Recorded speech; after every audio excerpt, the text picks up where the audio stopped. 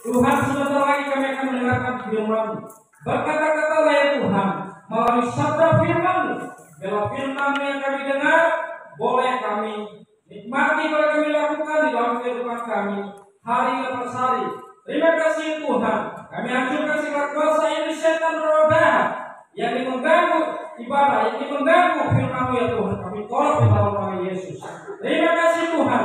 Kami sambut firman dengan pengucapan syukur. Haleluya. Amin. Bapak Ibu Saudara yang dikasihi Tuhan, dan pada saat malam ini kita akan mendengarkan satu bagian firman Tuhan dalam Kejadian pasal 6 ayat 5, 6, 7, kemudian lanjut 9, 10, 11, 12, 13, 14, dan 22. Saya akan baca bagi kita semuanya. Demikian firman Tuhan. Ketika dilihat Tuhan bahwa kejahatan manusia besar di bumi, dan bahwa segala kecenderungan hatinya selalu membuahkan kejahatan semata-mata. 6. Maka menyesallah Tuhan bahwa Ia telah menjadikan manusia di bumi, dan hal itu memilukan hatinya. Berfirmanlah Tuhan, Aku akan menghapuskan manusia yang telah Kuciptakan itu dari muka bumi, baik manusia maupun hewan, dan binatang-binatang melata, dan burung-burung di udara, sebab Aku menyesal bahwa Aku telah menjadikan mereka. Ayat 9.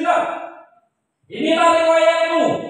Nuh adalah seorang yang benar dan tidak bercela di antara orang-orang sezamannya, dan Nuh itu hidup bergaul dengan Allah. Nuh memperanakan 3 orang anak laki-laki, Sem, Ham, dan Yafet. Adapun bumi itu telah rusak di hadapan Allah dan penuh dengan kekerasan. Allah mendidik bumi itu, dan sungguhlah rusak benar, sebab semua manusia menjalankan hidup yang rusak di bumi. Berfirmanlah Allah kepada Nuh, Aku telah memutuskan untuk mengakhiri hidup segala makhluk, sebab bumi telah penuh dengan kekerasan oleh mereka. Jadi Aku akan memusnahkan mereka bersama-sama dengan bumi. 14. Buatlah bagimu sebuah batra dari kayu gofir.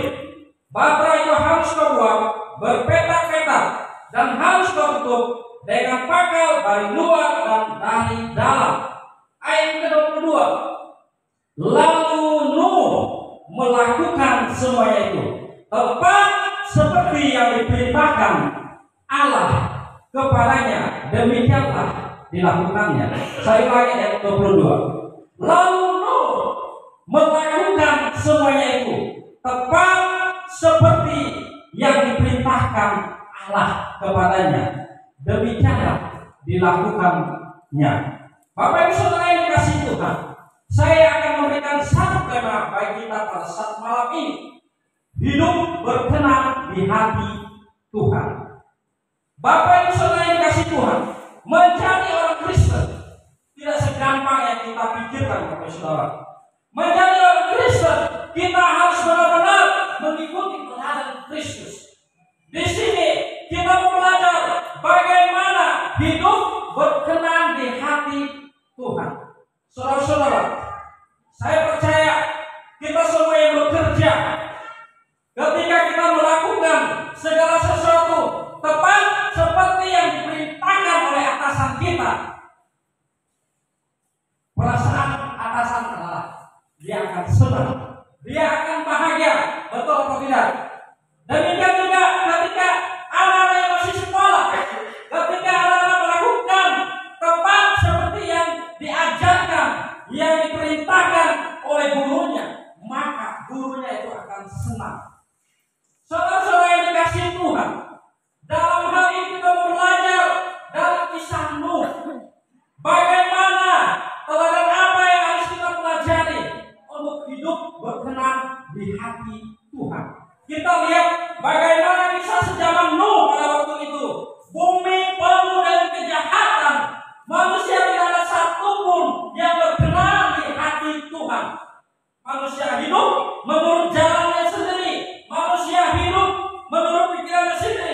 melakukan kejahatan yang itu luar biasa.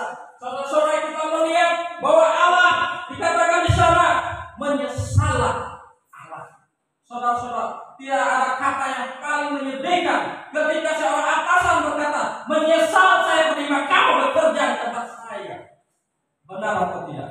Ketika kita bekerja di suatu instansi, kalau ada atasan berkata, menyesal saya terima kamu, itu berarti kejahatan perbuatan yang kita lakukan itu sangat-sangat menyakiti hati seorang atasan. Demikian juga dengan anak yang masih sekolah, kalau sampai kepala sekolahnya atau gurunya, percuma kamu sekolah di sini, saya didik kamu betul-betul, tapi kamu tidak melakukan apa yang saya lakukan, apa yang saya perintahkan. Saudara-saudara, tidak ada kata yang sangat menyedihkan selain kata menyesal. Saudara-saudara yang kasih Tuhan, kita melihat pada saat itu bumi begitu penuh dengan kejahatan semata-mata di hati Tuhan. Tidak ada satupun manusia yang berkenan di hati Tuhan. Maka di sana Tuhan mengatakan bahwa berfirmanlah Tuhan, aku akan menghapuskan manusia yang telah kuciptakan itu dari muka bumi. Saudara-saudara, Tuhan yang menciptakan, tetapi ketika dia melihat apa yang diciptakannya itu tidak memiliki segambar serupa perbuatan yang dilakukan oleh Allah, Tuhan akan menghapuskan. Dan saudara-saudara, kita melihat hanya ada satu pribadi pada zaman itu yang berkenan di hati Tuhan, yaitu adalah Nuh. Apakah Nuh orang tidak berdosa? Semua manusia yang ada di muka bumi adalah orang berdosa. Tetapi kenapa Nuh begitu berkenan di hati Tuhan? Yang pertama, dia hidup benar di hadapan Tuhan. Saudara-saudara, saat ini sangat sulit sekali kita menemukan orang yang benar-benar hidup benar di hadapan Tuhan. Kebanyakan kita melihat orang di mulut A, tetapi di hati belum tentu A. Banyak sekali kita perlu dengan kepura-puraan. Itulah kehidupan Bapak Ibu Saudara yang kasih Tuhan. Jadi jangan sampai yang masih sekolah mudah sekali. Iya, aku sangat sayang sekali Bapak. Sampai tidur, tidak makan, kurus, tinggal tulang. Jangan gampang percaya, kecuali sudah disimpankan cincin di tangan, lalu kau boleh percaya bahwa dia benar-benar serius. Tetapi kalau dia hanya, aku isikan pulsa kamu ya sayang, terima kasih. Kalau perempuan paling senang digombalin ya senang sekali. Padahal kalau ada singa yang siap menerkam, singa yang siap mengawal. Jadi seperti itu Bapak Ibu Saudara yang kasih Tuhan, bahwa kadang-kadang manusia A di mulut, tetapi belum tentu di hati A. Jadi, tetapi bagi yang berkeluarga harus percaya kepada suami, harus percaya kepada istri. Jadi kalau tidak percaya kepada suami, siapa lagi yang kita percaya? Masa suami orang lain? Masa istri orang lain? Nanti jangan sampai saya tidak percaya kepada kamu, saya ingin percaya kepada suami itu. Aduh, gawat ini. Itu yang pertama, Nuh hidup benar di hadapan Tuhan. Yang kedua, Nuh hidup tidak bercacat celah. Saudara-saudara yang dikasih Tuhan, Nuh pada waktu itu dia hidup tidak bercacat celah. Dia tidak bercela sedikit pun. Makanya dia hidup berkenan di hadapan Allah. Yang ketiga Bapak Ibu Saudara, kenapa Nuh begitu berkenan di hati Tuhan? Di saat yang lain hidup dalam pesta pora, mabuk-mabukan, hidup dalam perjinahan, Nuh memilih bergaul dengan Tuhan. Saudara-saudara, hal ini sangat penting. Saya secara pribadi sebagai orang yang melayani Tuhan, begitu beratnya pergumulan di dalam membangun doa Bapak Ibu Saudara. Jangan pikir setiap orang yang melayani Tuhan itu tidak pernah menghadapi cobaan.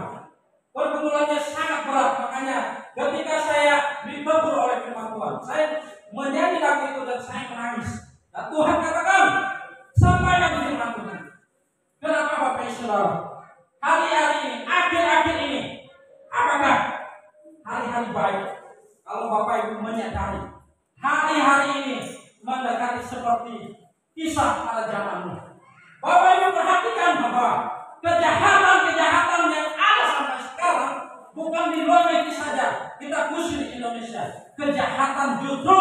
berasal dari anak-anak Tuhan. Ya. Membunuh manusia dengan biadab itu berasal dari anak Tuhan. Apakah dia benar anak Tuhan? Saya percaya dia anak Tuhan, tetapi dia tidak menguasai dirinya. Dia lebih memilih hidupnya dikuasai oleh roh jahat.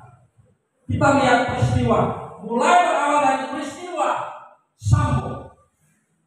Peristiwa yang mereka semuanya, Sambo orang Kristen, Eliezer orang Kristen, Joshua orang Kristen. Bapak saudara yang kasih Tuhan, ini bisa terjadi kenapa? Ini menunjukkan bahwa akhir zaman sudah dekat. Jadi kalau kita tidak waspada, kita tidak hati-hati, kita akan ketinggalan. Kita tidak akan diangkat. Jangan pernah percaya, jangan pernah katakan ketika kita tidak berdoa, ketika kita mempersiapkan diri, kita akan berjumpa dengan Tuhan. Tidak akan.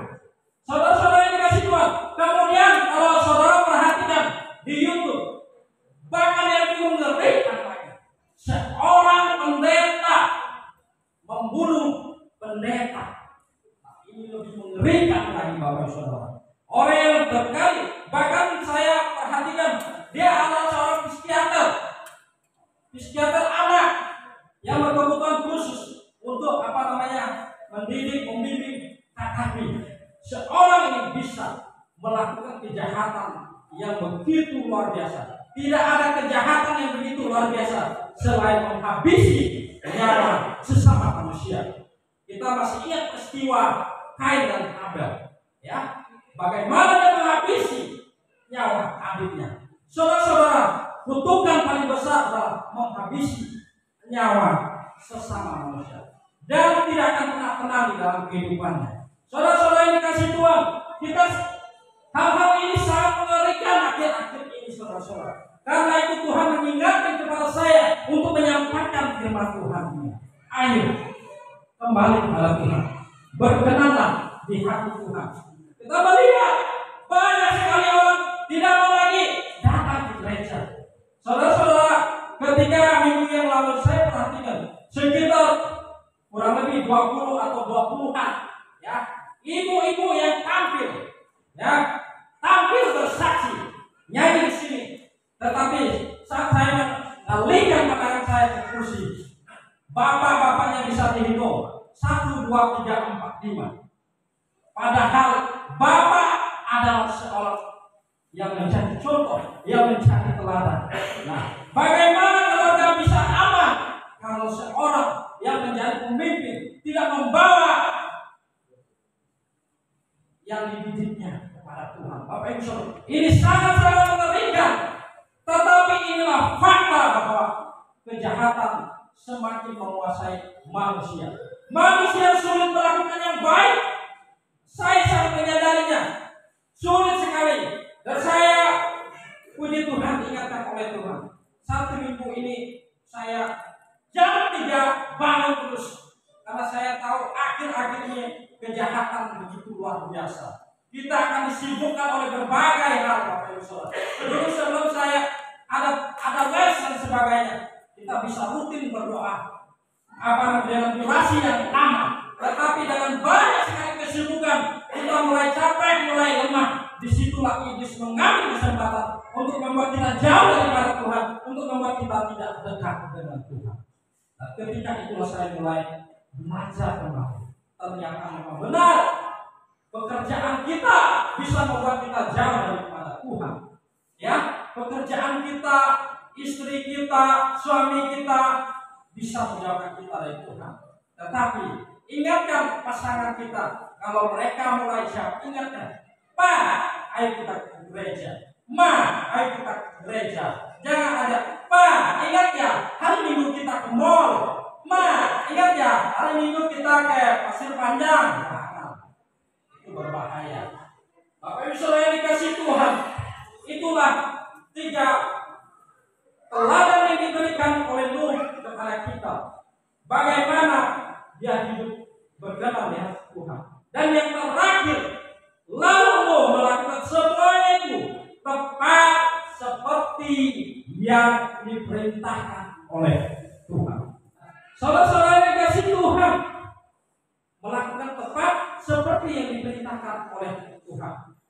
itulah yang dilakukan oleh Nuh.